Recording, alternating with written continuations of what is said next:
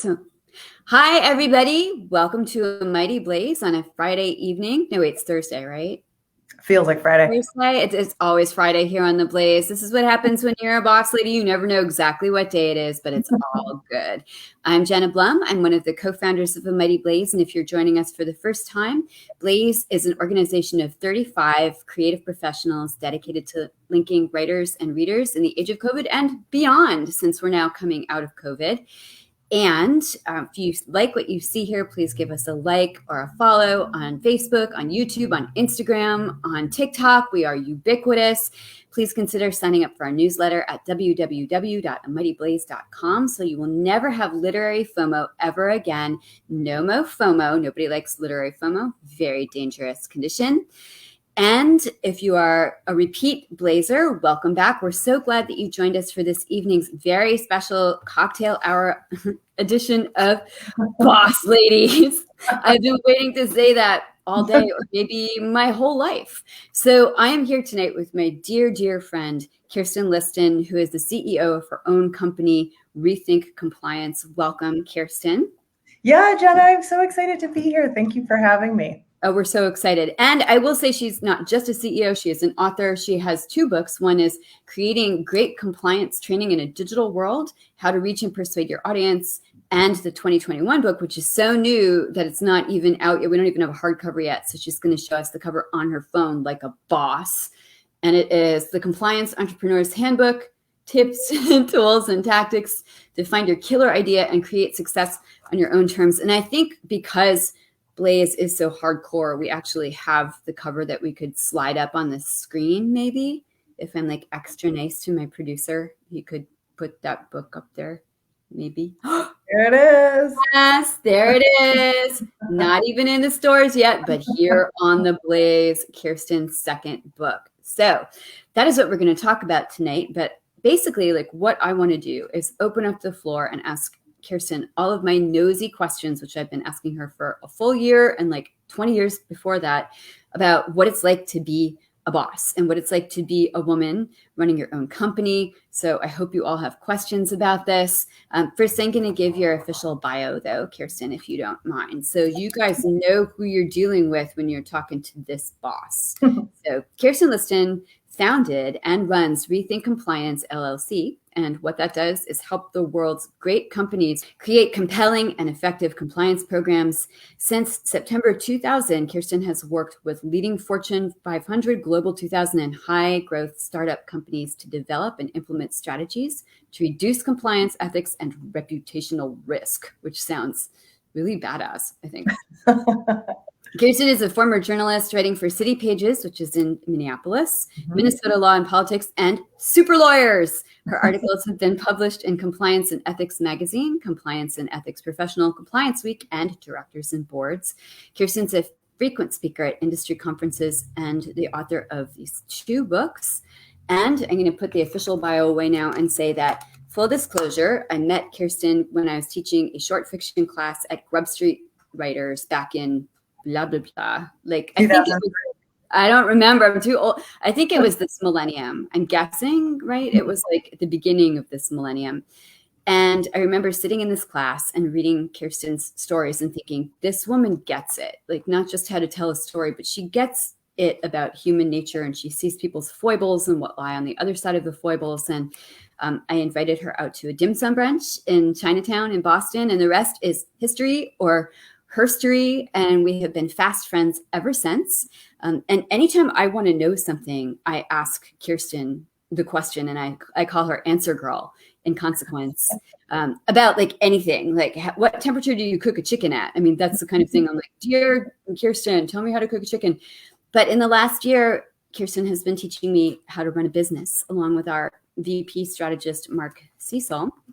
And so our conversations have been a little bit different because I backed into running a company and was not born and raised to do it and have no idea how to do it.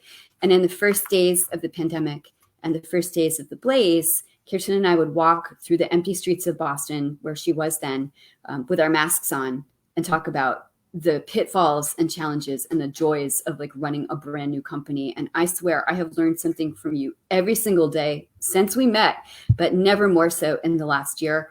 Blaze owes a tremendous amount to you. So thank you for helping us kindle the blaze and fan the blaze and grow the blaze and all those good blaze related verbs. And thank you for answering all of my questions. Oh my gosh, well, you're welcome. That was an amazing bio read.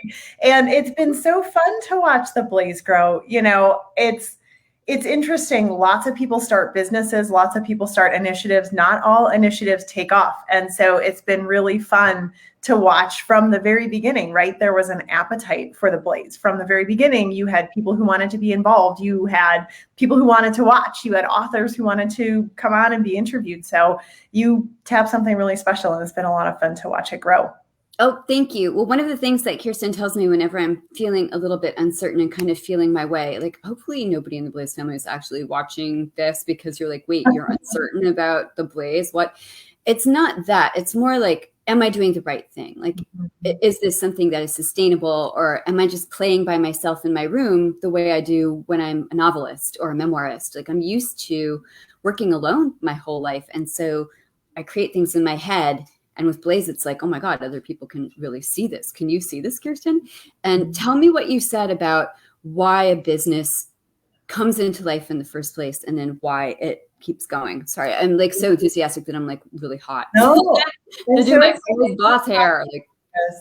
No, I think, Jenna, something that you and I share is we didn't want to start a company, right? I'm not the person who was like, when I was 5, I said I was going to run my own business. And it's not like you and I have spent the last, 20 years being like, we're going to start businesses. But we both wanted to start this organization, right? This company. In your case, you saw a need in the market. I mean, there had been this massive disruption that nobody knew how it was going to play out. But it was pretty clear authors were not going to have book tours. And you knew these people just spent years working on a book. And I know what that feels like because I've done it. And like when you have a book, you have one shot when you launch it. And if you don't get that shot, you could, like, all those years of work could be for nothing, or you don't get the most out of them. So you knew exactly why you wanted to do it. And in my case, I joined the field that I'm in September of 2000, right when it was starting. I just happened to get lucky. I was a journalist looking for a paycheck, and I stumbled into a career. But, I got really passionate about what our clients do, which is, our clients are usually these like little departments inside of giant global companies. And it's somehow their job to think about, foresee, and strategically respond to any risk that could hurt the company, whether it's like ethical, reputational, or legal. And I really love their mission, and I love what they do. And I had been in the field for 15 years, and what the market wanted was changing. It's kind of like when you're beginning at something, what you want is different than what you want 10 years later. And all the companies that had grown up to serve this market had grown up to serve a market that was fairly immature, is what I would say, that was new to corporate compliance. And we kept hearing from, that's so nice. We kept hearing from clients like, I've done this, like what you're selling, I've done this, what's next? And I was the head of product strategy for one of the big companies in the space. Thanks, Chuck. I was the head of product strategy for one of the companies in the space. And I was just out talking to clients about this. And then I was making prototypes based on what they said with new technology, new approaches, and showing them to clients. And clients kept saying, yes, this, please, I just make more. I want to buy these. And the company I was at would say, stop showing these to clients. They want to buy them. And I was like, yes, that's the point. And so finally I said, I'm not going to make this change from inside the company. And if anyone's going to do it, it's going to be me. And so I left and started this business. So I say that to say, you and I both started this business, not just a business. We didn't like sit down and think, what's my idea for a business? But then what I always say is, product market fit. I mean, like what it comes down to is you need to make something your market wants. And if you do, they'll tell you. And they will tell you right from the beginning, even when you're still figuring things out. Like maybe you haven't got it perfectly. Maybe you still need to figure out your pricing structure. Maybe you still need to figure out your delivery model. Maybe you need to figure out your team. But if you're onto something, you'll know it from the beginning. They say that in 2007, the iPhone, there were lines around the block to buy it. You couldn't do anything on the AT&T network, but from the beginning, people were like, I need this, I want this, and I'm willing to hang out and see where it goes. It is almost disconcerting, I think, after and maybe you can relate to this when you're working in your other company. I mean, I have watched with awe over 20 years of watching Kirsten do really well in her parent company and then go out and start her own company and then grow her company into a global company, like a multi-million-dollar company. Like, you are a lady boss. We have these rings. I don't know if you can see my ring. It's like we have matching, like, how does it go? There you go. Yeah, there it is. I don't know. I'm still not very good at StreamYard, but here's my ring. I'm like a bad puppeteer or something.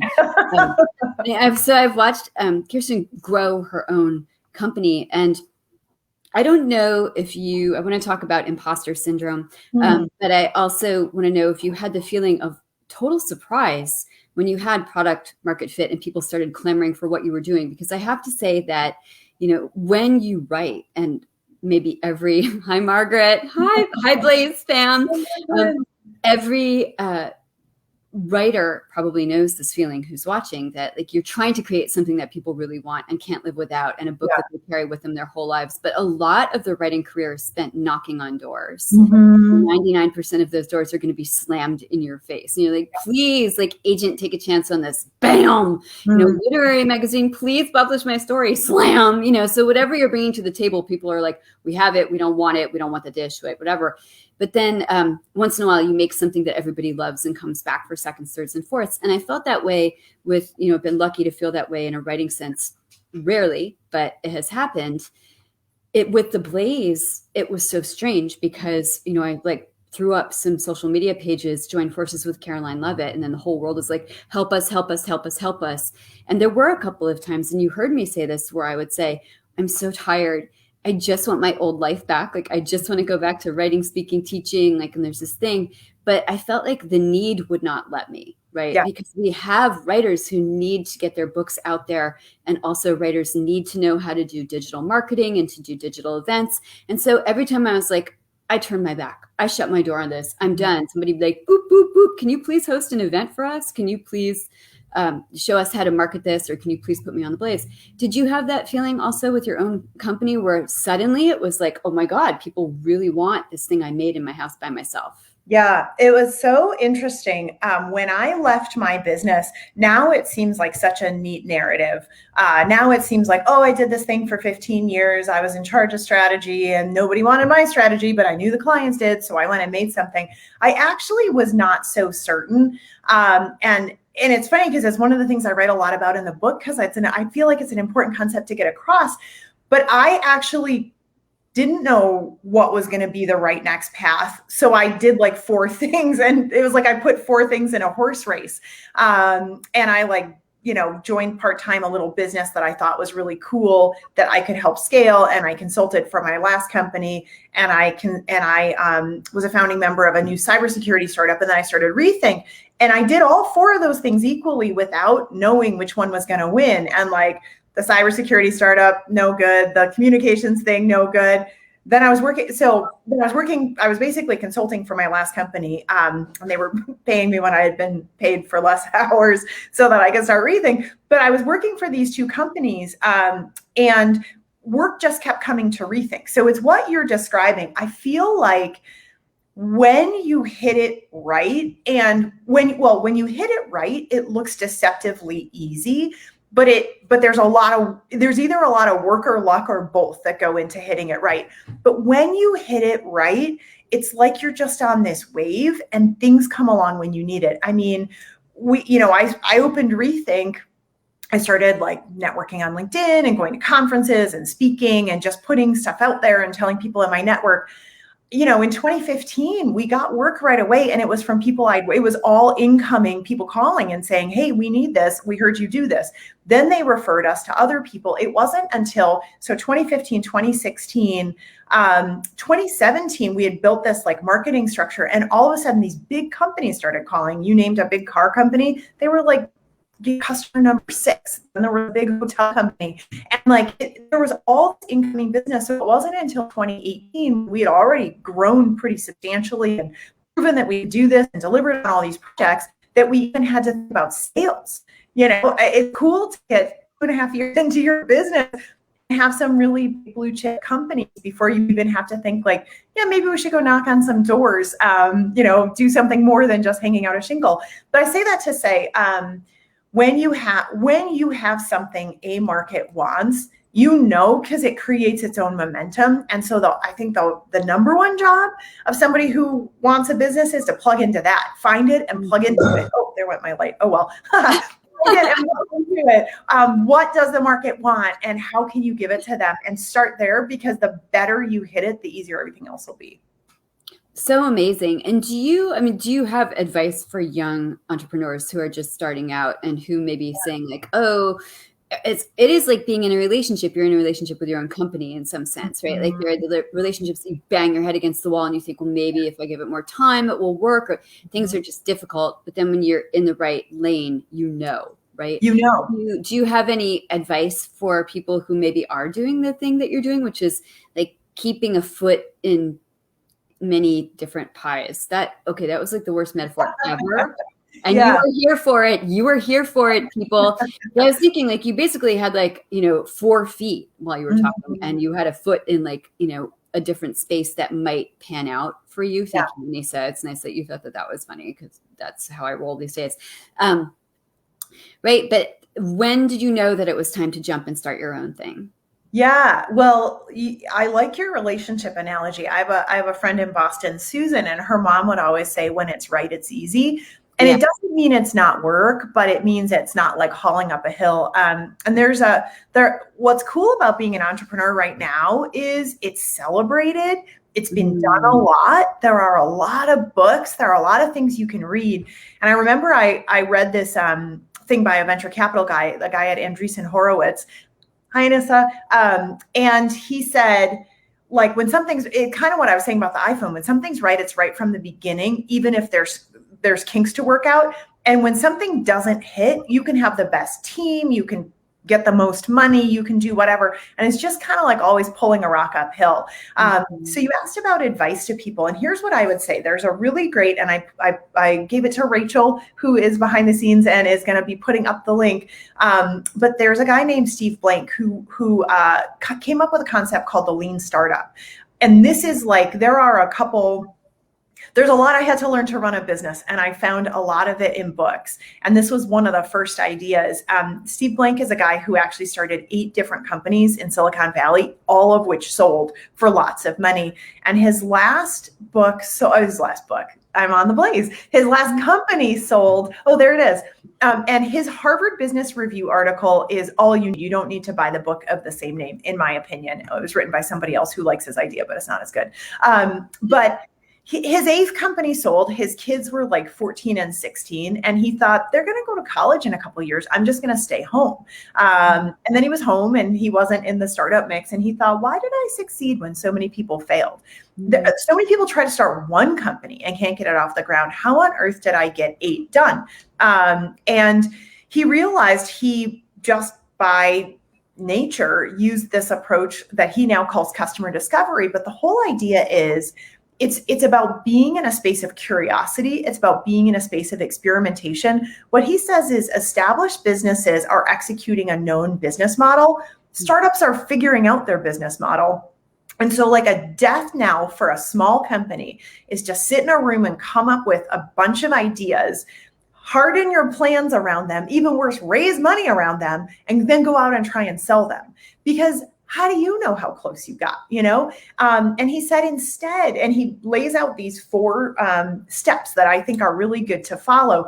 You kind of first go learn your market's need. Like, I think I want to do something in compliance. Okay, go talk to compliance people and say, where are you really happy? Where are your needs not getting met? Where are your pain points? And where do you have budget versus where do you don't? Then come up with like a minimum viable product. But then when he says this, so when you come up with like your product prototype, don't sell it. Don't sell it.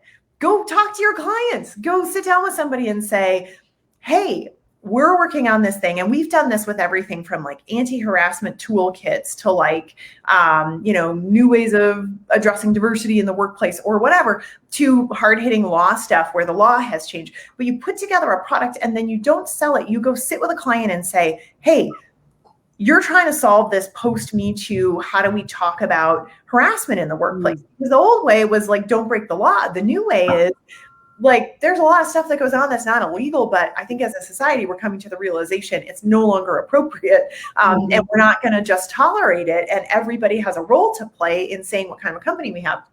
So you go and sit with people and say, this is the problem you're trying to solve. Tell me if I'm wrong. This is a product we've come up with. This is like where we're thinking about pricing it. This is whatever, and get their feedback and keep making your product better. And you don't exit that phase until those people start asking to buy.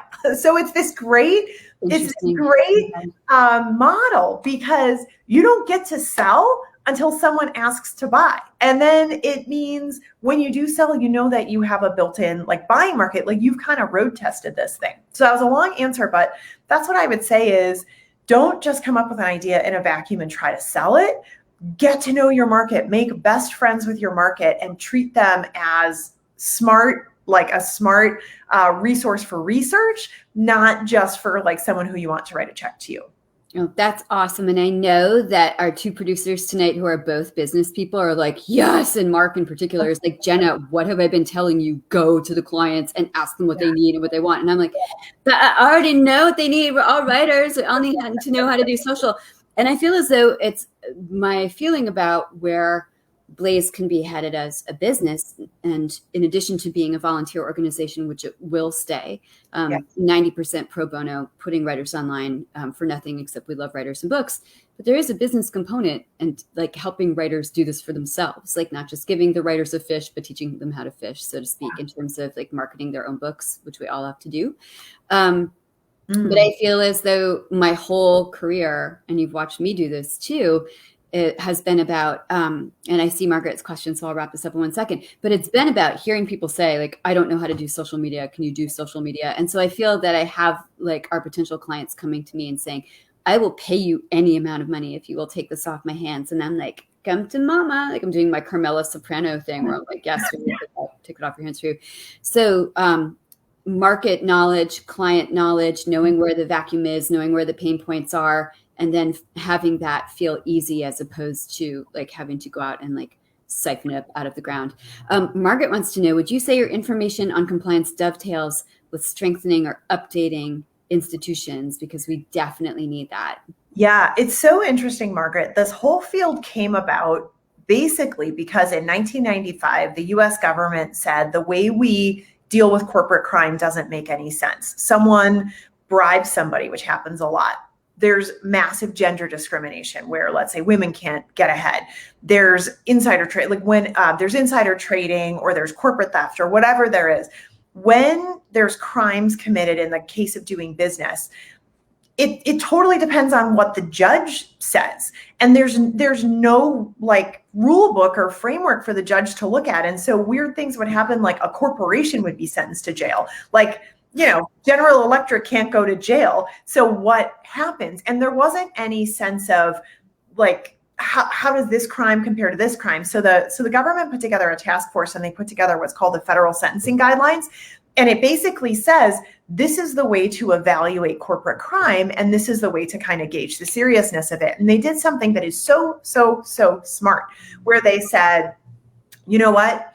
We don't want corporations to just be reactive. And what was really common at the time is, let's say you were the head salesperson in Brazil, and it turned out like you were bribing people.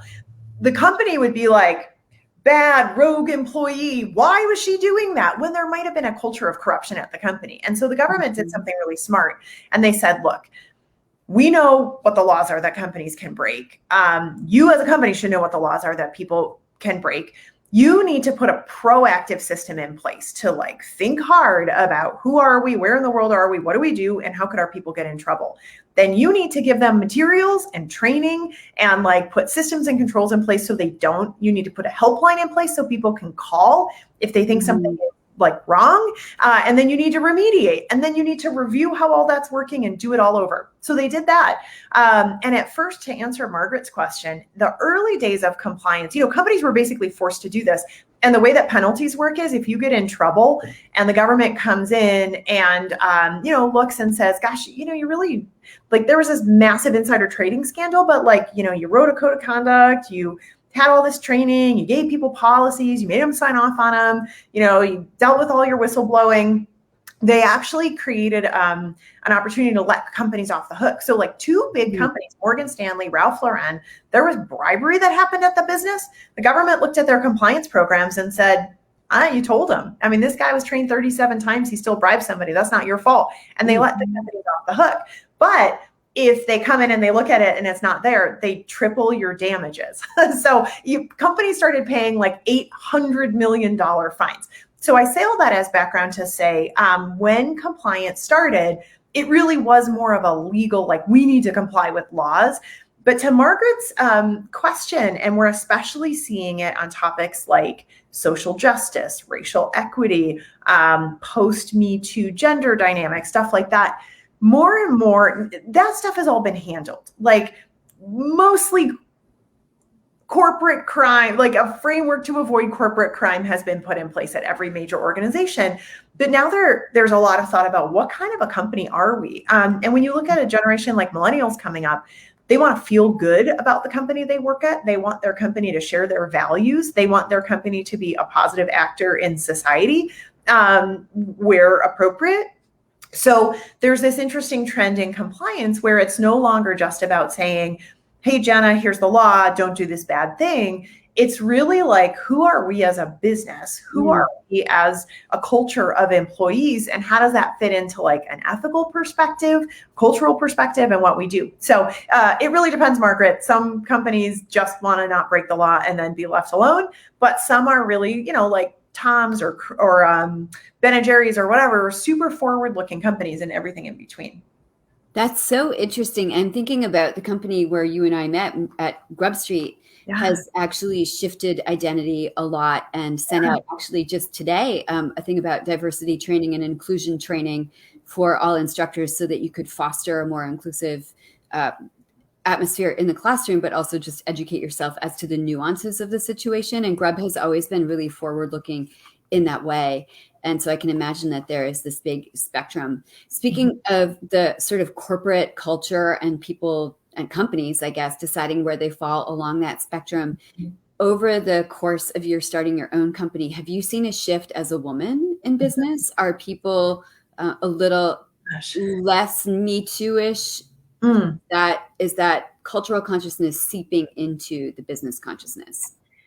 Yeah, well, it's so interesting. And I would say, like everything about humans, it's all over the map. But one thing I'll say is I have a fairly good peek into at least the compliance departments of most of the Fortune 500. I mean, I've worked with like hundreds of companies in my career.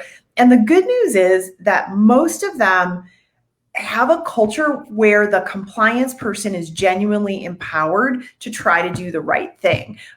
So this kind of moral state of American corporations is pretty good. And in fact, I would say, there were companies that spoke out against Trump's visa things, right? And Trump's limitations on immigration that were in ways that were company presidents who did that were totally in keeping with the kinds of things they say internally in compliance messages. But like anything about human nature, there's a spectrum. But I will say in my field, it's still at least slightly unique that I'm a female entrepreneur. And what's funny about that is that it is a predominantly female field. Compliance is like 70 to 75% women, I would guess. So it's common to go to a meeting and have everyone in the room be a woman. And some of that is, it's a new field, and it's a field that has access to the board of directors, that has access to the CEOs, and maybe didn't have some of the barriers as before. And so there are a lot of women in leadership, but for a predominantly female field, there aren't that many female founders. There are a couple companies in my space that are run by women. And my co-author, Christy Grant Hart, of this book, I have two co-authors, Joe Murphy and Christy. I actually met Christy because we founded businesses within 6 months of each other, but we're still kind of unusual. But what's cool is, I think because I'm a woman and it's a heavily female field, a lot of our clients are rooting for us in a way that's really cool.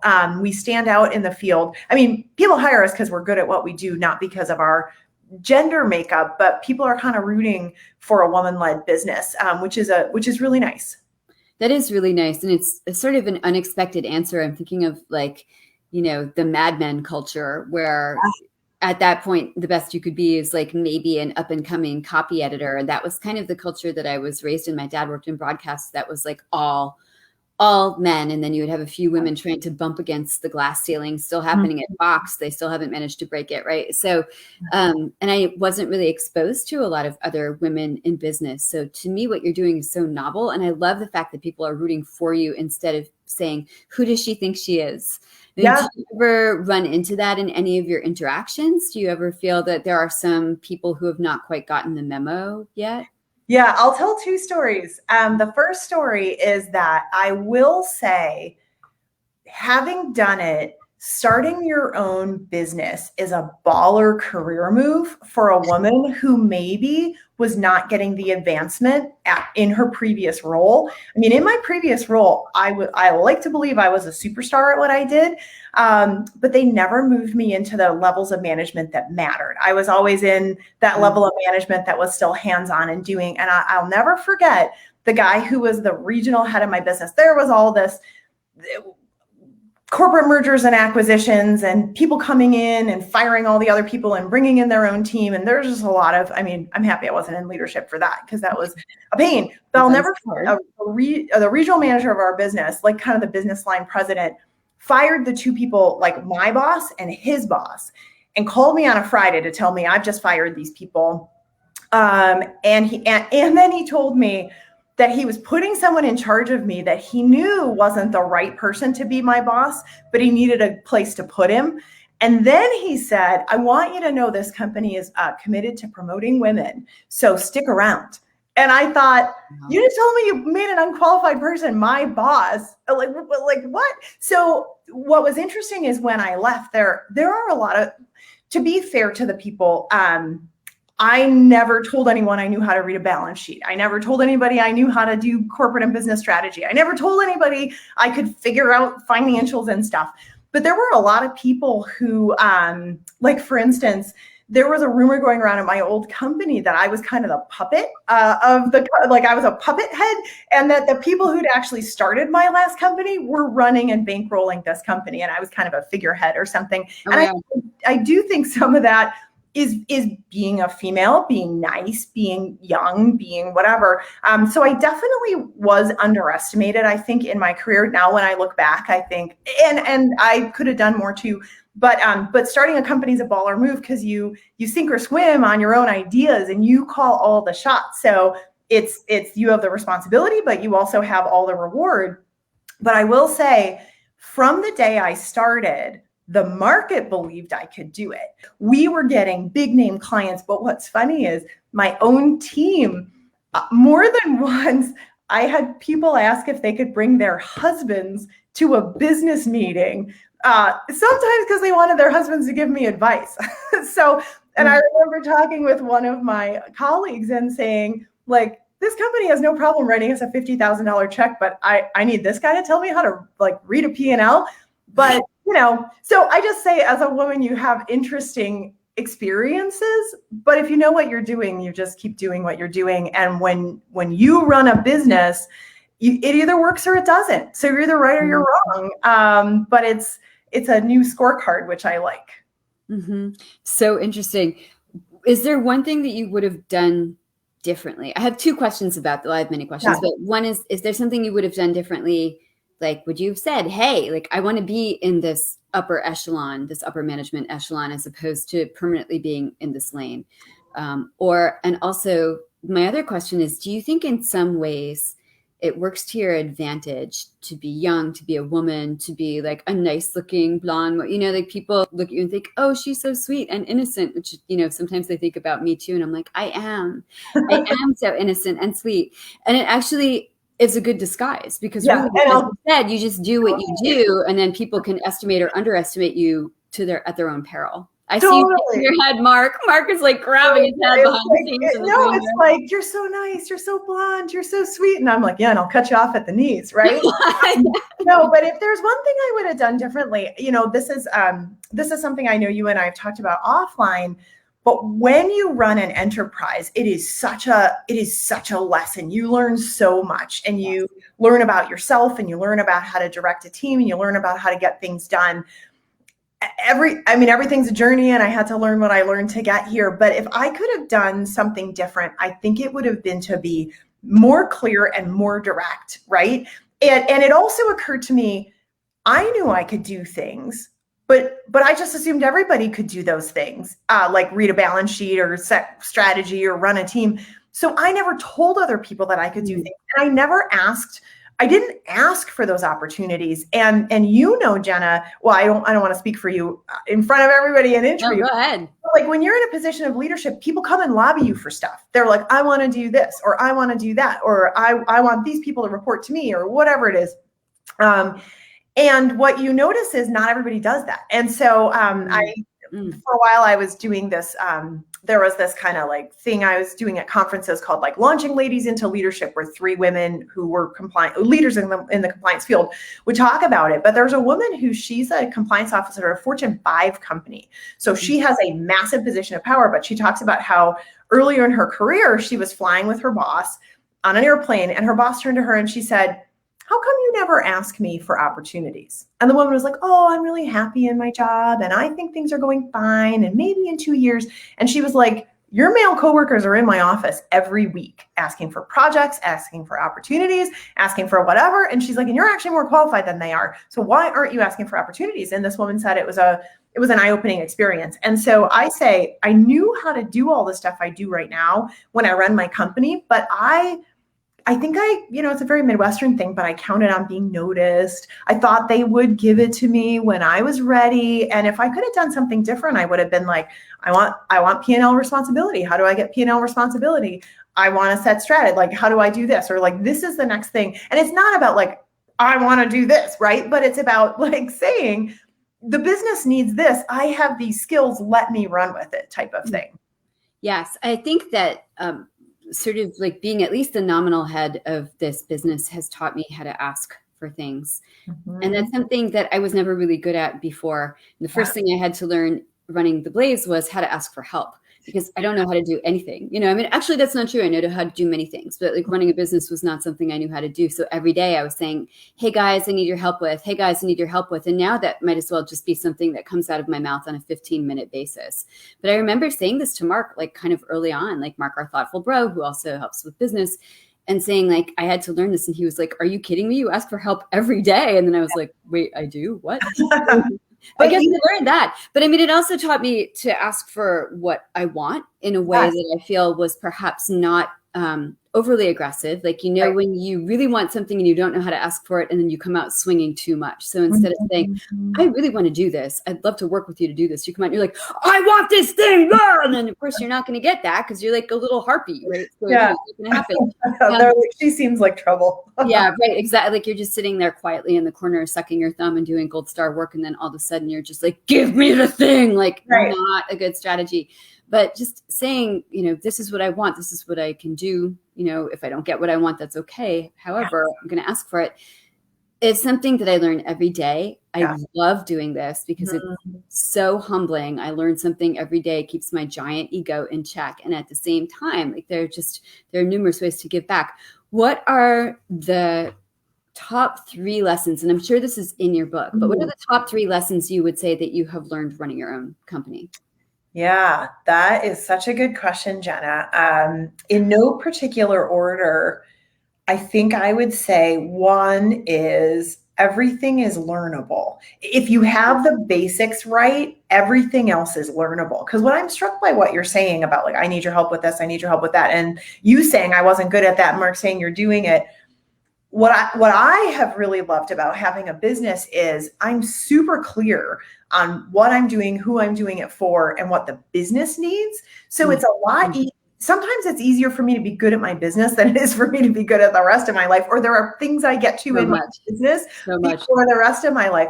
But so the first lesson I would say I learned is that everything is learnable, meaning I knew how to do some things when I started my business. You know what I didn't know? I didn't know how to have a bookkeeper, how to have an accountant, or even what I needed. And in fact, like, I actually went through I write about it in the book, but I went through like 4 or 5 accountants and bookkeepers before I got to the right place. But everything is learnable. I've never come up against something where I'm like, oh, I have no idea what to do. everything is learnable. Everything is an experiment when you're doing something new. And so it's not about like, it's not about like, I tried something and I failed. Instead, we'll say, like, when we're trying a new marketing thing, we're saying, we don't know if this marketing channel is going to work. Let's try it. And then let's look at what it's telling us. We don't know if this is the right direction to take this new product in. Let's try it and let's look at what it's telling us. And I guess the third one would be make small bets, because you can test in little ways moving towards something, rather than like, I'm taking all our money and all our time and we're going to do this thing. Oh, it didn't work. Yeah. So everything is learnable. Everything's an experiment, and experiment in small ways and then build on those things. That's what I would say. Love it. Thank you. I keep thinking about, and I'm happy about this because I'm like doing the right things then. I always think, do something, nobody's done before. Great. But do it small, do a small thing, do it well, then take it out. If it doesn't do well, then you try it and do another small thing, build on those things, make small bets. I have been told that even if I don't know things and I love to learn things, my instincts so far are good. And I think a lot about, one of my favorite shows is Sopranos, and this episode where Tony Soprano is told by his consigliere that like some of the people on his team are unhappy. He's sitting there with a cigar and he's just listening, and he says, "Those of you who are not with me, well, that makes me sad, and it will be dealt with in time." And that's it. It's like one of my favorite things to think about, because I think, okay, if you're going to mutiny, it will be dealt with in time, in a nice way. Yeah. But I also think one of the things he says in that scene is, and forgive my language, it's Tony's language and my language, and he says, "You have no fucking idea what it's like to be the boss. You have no fucking idea. You got to do everything by yourself." Right. So I know we have questions from the audience, but I would love to know, from like the last question for me is, do you feel that both joy and challenge of being alone at the top with your cigar and saying you have no fucking idea what it's like to be Kirsten Liston, you got to do everything by yourself, and at the same time in working with your team who may be with you and may at other times have other ideas? Right. Tell me about the topness and then the teamness. Yeah, well, it's interesting because even as you were leading up to the question with what you were saying, I was thinking, something to know about is everybody's got an opinion, and like someone's got to make the call, and it's usually you. And what's funny is to be the person who, when everything really hits the fan, people are like, "What should we do?" What do you think? And there are at least 2 times that I've made a call in the business where I was not even more than 51% sure I was right. And in both times I turned out to be right, but I could just as easily have been wrong. But I'll say this, I'll say there's nothing like sinking or swimming on totally your own thing. There is it's lonely at the top, or it's hard, but there's also there's nothing like winning when it's your own thing. Like the highs are higher than all the highs. And especially, in my case, I've chosen to go with a really strong team and business partners. And so there are ways in which, yes, it's my call, and and sometimes I'm alone at the top, but in a lot of ways we're winning together. And there's nothing like the feeling when you've put everything on the line and you win. That's amazing. And when you've put everything on the line and you have a hard time, like the highs are the highest and the lows are the lowest, but it's such a vibrant, like vivid way to live. I don't think I'll ever stop, Yeah, I don't imagine that like after this career, you're going to go back to being like a supermarket checker, which you never were. And there's nothing wrong with being a supermarket checker. In fact, they're like heroes of the pandemic. But there is something about, I also feel as though you have to be willing to assume the risk. I don't do anything on Blaze that is not in the best interest of the team and the team trying to reach the people across the void, which is readers, watching, viewers, like getting the writers out there. And so when you do something and you do it right, you're not just doing it for yourself, when that makes it really great, but you're also gambling on your own intuition, which is like spooky So there has to be like an element of like, oh God, you know, like there is that sort of like top of the roller coaster feeling when you're going to make some influential decision. And you know this much better than I do. Like I'm still playing with Tinker Toys compared to Kirsten's company. Would you please pop up some questions, producers? I know that we have audience questions. Oh, boom. Studies show that women start businesses at a much higher rate than men. That is fascinating. Why is that, do you think? Well, I only know why I started my business, but also, you know, Mark, who's behind the scenes here, and I were talking about this in the green room. Women often, because they have kids, but not only because they have kids, often have different needs for a career than someone else. And obviously women and men have kids, but women often are the ones engaged in the childcare. And for my own business, the first like 6 people who worked in the business were people who needed alternate schedules for some reason. So I don't know, but it could be that, you know, women are looking for a way to balance whatever they need in their personal life with whatever they need from their professional life. It's interesting, you know, in our business, in the early days, we were bootstrapping projects. We were not guaranteed a project after the next one came along. So the majority of people who worked for me were women who otherwise were home with their kids. And it was great because I could pay them when the check came in. If there weren't any projects for a couple months, that was fine. And yet when it was time to work, these were highly qualified people and they could work at a high level on really interesting, great projects that advance them professionally. So it was kind of a win-win. So I'm going to say they have different needs from their work life, but I don't know.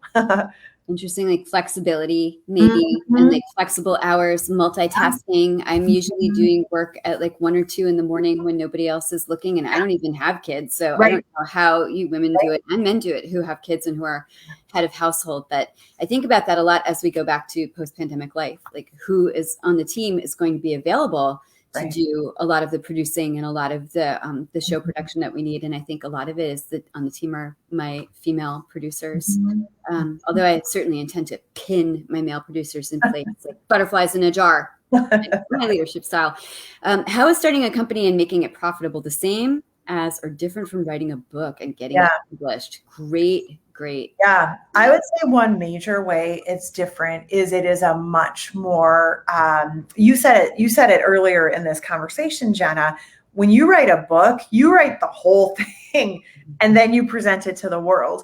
When you make a business, especially if you're following that lean startup, you kind of are getting feedback every step of the way, so that and if you are doing it right, that feedback moves you closer and closer to what someone is going to want. Now, it's not that you can't do this. What I've read that David Sedaris, who's wildly funny and writes great books, tries out his essays in front of audiences before he publishes them. Now, he has the luxury of audiences built on his previous work, which didn't have that, but he actually reads them and then he'll edit them based on the reaction from the audience. So I think that's the major difference. I think the way it's similar, how is it? It's a venture, right? You're building something for a specific audience, and the more your audience identifies with it, aligns with it, wants it, is willing to pay for it, the more success you'll find. So I think in that way, they're very similar. Yeah, really good answers. I think they're similar too in a way that they're both writing a book and getting it published and starting a company and running a company are both orchestral maneuvers. They have a lot of moving parts. It takes time. It's a vast venture. You can't expect to get where you're going right away. Like when you start a book, you're in for a year to 3 years to 5 years. I think the same thing with a business where you're throwing a lot of spaghetti at the wall initially and then refining your ideas as you go along. To me, what's so vastly different is something a little like you said about Sedaris, which is you work with a team when you launch a company or when you start a company in a way that you don't when you're writing a book. I have one of the best writing communities in the world, bar none. And I have Grub Street, and then I have my class that I teach at Grub Street. We're all friends. We work together. You know this. You've been in the class. I mean, it is actually like another family that I have. And yet, when you're in the writing chair and when you're making a lot of your decisions, you are back in the Tony Soprano seat where you're like, you're alone with it all. You don't know how fucking hard it is, and you can go to somebody at the end of the day and say, oh, I'm doing this with my character or that with my character, but you are the one who has to make the decisions Yeah. by yourself most of the time. And you do this for like 3 years. Mm-hmm. Whereas when I started working with Blaze, I thought, oh my gosh, I can work with the people in my writing class in a different way all day, every day. And so now I get up and there's actually a schedule. And the other thing that's very, very different is when you have a company, you work with other people. So you're on a schedule and you can't do what I normally do as a writer, which is like, I don't feel like writing that today because I have to go to Marshall's and buy new dish towels, but I'll do it when I get back because I'll be inspired by the dish towels. Like, no. Like you actually have to show up for calls. So it's much more cooperative. Yeah, that's so cool. Yeah, that's such a cool perspective. I mean, yes. One thing I will say for those of you who are writers who want to start a company or vice versa is that it does teach you to take big tasks and break it down into smaller, manageable tasks. So if I'm writing a book, I never set out to say, I'm going to write a book, but I will write a short story, break that down into scenes, break that down into, like days on my calendar and then set forth and then build it. And same thing for the company, right? Like you have giant tasks. I want to have a conference in 2022, which PS we're going to do. You have to start, 6 months in advance and start backbuilding and then saying, okay, today I'm going to do this one thing, which is researching X, right? So making things digestible. Sorry, I just ran away with that. I have no experience. You have all the experience. This is our conversations. Don't sell yourself short. No, you've run an organization for a year and coordinated 35 people. And, something occurred to me while you were saying that too, that we had this guy come in, HR consultant who's in Boston, and just gave us some personality tests. I did it for my leadership team, and they actually measure 4 things: dominance, extroversion, patience, and details. And they compare you to like millions of people and then tell you a lot about yourself. So it was interesting. But the reason I mentioned that is with the extroversion, one thing they say is there's 2 kinds of work. There's heads up work and there's heads down work. And writing is very much heads down work. You're sitting at your desk by yourself. Something like this, or the calls that happen in a business, or a lot of what happens in a business is heads up work. And some of what you have to know is what are you better at? And what's really interesting is I'm a heads up worker who spent a lot of my career doing heads down work. And it's the heads down work I'm trying to extract myself from in the business as the business grows, because it needs me to do it. It needs me to speak and go to meetings and be the face of the company and think big and, write books and stuff like that. And someone else can do the heads down work. So. Yeah, it is a very know thyself kind of thing, this venture, right? Like you learn because you have to what you're good at and what you're not good at. If you keep persevering in what you're not good at, your company will know. I think this is probably our last question. The hour has flown. How is the role of women in the workplace changing, especially due to COVID? Yeah. Really interesting question. Yeah, I have 2 thoughts about that. It's a really great question. We know from newspaper articles and such that like women left the workplace at a much higher rate than men during COVID. And I think like you, Jenna, I don't have kids, and I think that people who had kids during the pandemic had an incredibly different experience than people who didn't have kids during the pandemic. It was like 2 different experiences. And even just thinking about my own professional network, the women I work with, people took leaves of absence, or went from working full time to working part time because of all the online school and, just no childcare and all this stuff. I saw it on my own team and I saw it in other things. So I think that there were kind of burdens placed on women during the pandemic that we have yet to kind of, that are going to have to sort themselves out. But I'll also say, something that happened during the pandemic almost instantly is everybody was working from home. Suddenly, everyone had kids in the background. Everyone had dogs in the background. Everyone was, in a corner of their living room or in their bedroom or whatever. And I also felt like, especially in the early pandemic, we didn't know what was going to happen or if we were all going to survive. So a lot of meetings there was kind of like a lot more empathy and a lot more humanity. And a lot of people started meetings being like, how are you? How's your family? But I say all that to say, I feel like the pandemic reminded us people have families, people have personal lives. Those don't just get put in a closet when someone goes to work. People have big, full lives, and work is only one part of it. And with like the shift to a remote workforce, I think that's good for women because, you know, there are women on we've been 100% remote company even long before the pandemic. There are women on my team who work until 3, close their computer and then go get the kids off the bus, you know, and it's different than if you have to like drive back from a workplace or I got stuck in a meeting or whatever. So the people I know who, I mean, I keep talking about women and family responsibilities, and there, of course, are other life situations. But when you think about women whose careers are in conflict with their family situations, in the long run, I think maybe the pandemic will help in that there will be more remote work, more flexible work, more awareness of all this that people are balancing, and more awareness that, like, yeah, who needs to be in an office 50 hours a week, right? Who needs to be on call 24/7? Like, we can have our professional lives, we can have our work lives. Who knows? We'll see how it all plays out, but I'm curious to see how it all plays out. Mm-hmm. Same, very much so. I think as we're all starting to sync up our pandemic lives with our post-pandemic lives and ask what are we carrying forward from the pandemic into our post-pandemic lives, there's going to be another shift. But I think that if you're a female worker in any company or an entrepreneur, you're used to having to be flexible. So now we're all going to have to be flexible again, men or women. It's going to be super interesting. I have to let you go. I have 2 last questions. Okay. Lightning round. Yes. One is, what is one piece of advice that you would give to women who want to be entrepreneurs who are watching this? And the second question is, where did you get your zebras? Because I really want to know that.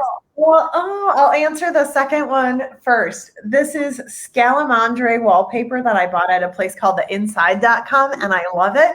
And I was telling Jenna the story about how it was way harder than I thought. So when you put up the zebras, you have to match up their noses and stuff. So it took a long time to get it installed, but I really love my zebras. They're new as of like last week. And honestly, one piece of advice I would give to people who want to become an entrepreneur is, as a woman, is be an entrepreneur first, and all the advice that applies to entrepreneurs applies to you. Everything is learnable. It's definitely possible. And we're at a really, I mean, like, I'm so lucky because there are 20 years of books written about being an entrepreneur. So I was able to learn a lot of what I needed just by reading online and reading books. And so if you want to be one, believe it's possible, go find that product market fit and then learn what you need to know to build a business around it.